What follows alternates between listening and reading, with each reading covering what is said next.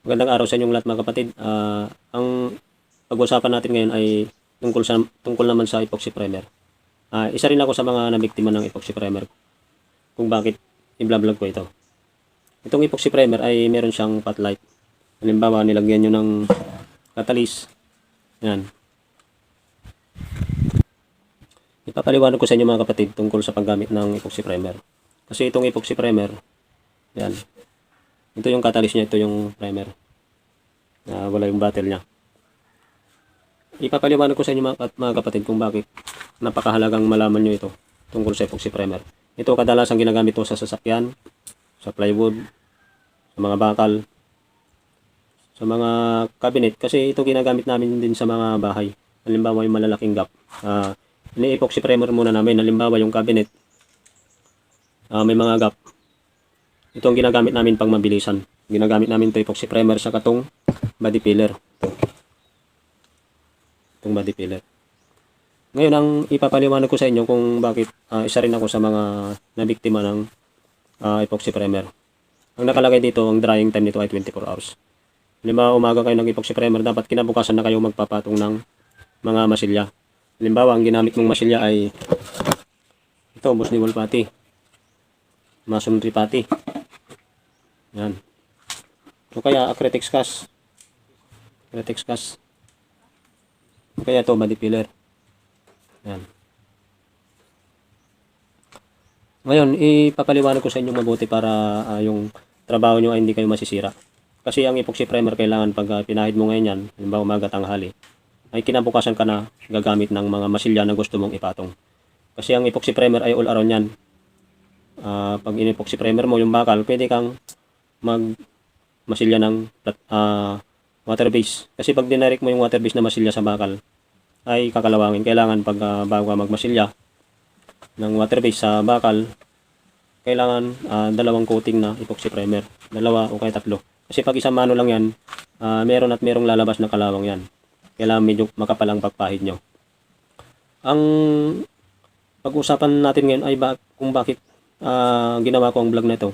Yung epoxy primer ay wag na wag nyong gagawin. Halimbawa, primeran nyo ngayon. Ngayong oras na ito, halimbawa alas 9, alas 10 o kaya alas 12 ng tanghali. Pag naipahid nyo yung epoxy primer, wag na wag muna kayong papatong ng mga pintura o kaya mga masilya.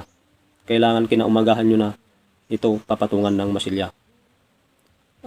Kung bakit ko diniscuss ito ay isa rin ako sa mga nagkaroon ng back job tungkol sa epoxy primer na yan. Halimbawa yung kisame nyo, mamasilyan nyo ng body filler o kaya yung mga water base na masilya, importante na epoxy primer ang pang-ispat nyo sa mga ulo ng rivet o kaya yung mga screw.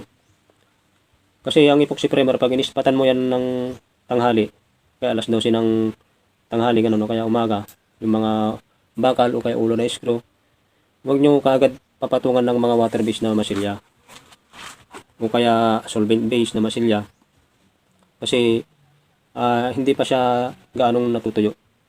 Lalong-lalo na pagka nag-ispat kayo ng epoxy primer, maraming klase ng epoxy primer, meron sa Gilder, meron sa Boysen, lahat maraming yan, brand yan.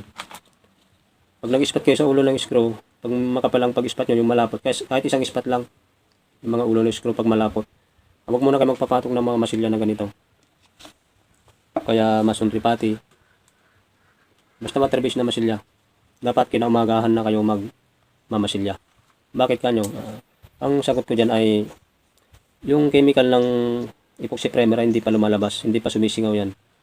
Kasi naranasan ko na yan, yung mga cabinet na ginawa namin noon. Pagka pinahiran namin epoxy primer ay sinundan namin agad ng kahit 5 oras yan na hindi pa tuyo yan, dapat kinabukasan. Kasi nakalagay sa label nito ay 24 hours bago mo siya patungan.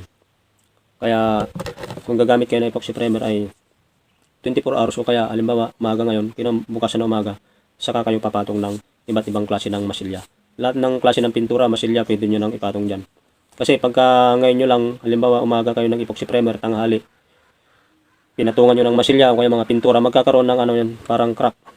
Maliliit na crack, tapos mga ilang buwan lang magtutuklapan na yung mga masilya nyo.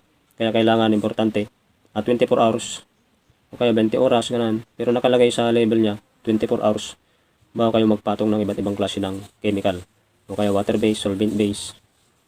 Body filler. Sa body filler, hindi siya ganong masilan, pero mas maganda kahit mag-body filler kayo. Yan, kinaumagahan na kayo magpapatong. Thank you for watching mga kapatid. Don't forget to like, share, and subscribe. Maraming salamat po.